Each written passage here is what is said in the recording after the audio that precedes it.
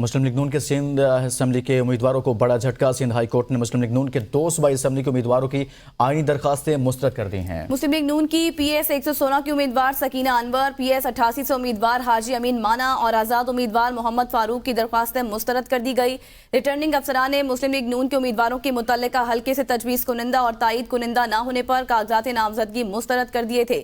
اس متعلق بات کریں گے اپنے نمائندے سید علی حسن سے۔ جی علی۔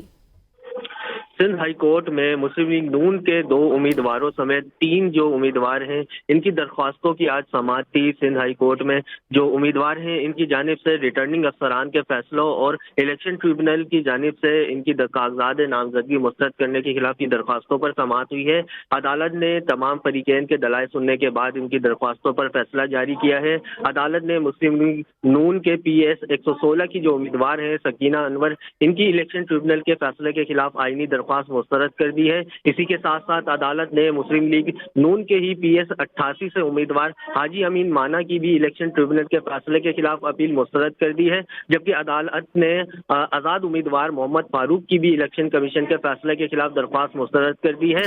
ریٹرننگ افسران نے مسلم لیگ کے امیدواروں کے جو متعلقہ حلقے ہیں وہاں سے تجویز کنندہ اور تائید کنندہ کے نہ ہونے کی وجہ سے کاغذات جو ہیں وہ نامزدگی ان کے مسترد کیے گئے تھے، جبکہ جب امیدواروں کی جانب سے ریٹرننگ افسران کے فیصلوں کے خلاف الیکشن کاغذات نامزدگی مسترد کر دیے گئے۔ بہت شکریہ علی حسن۔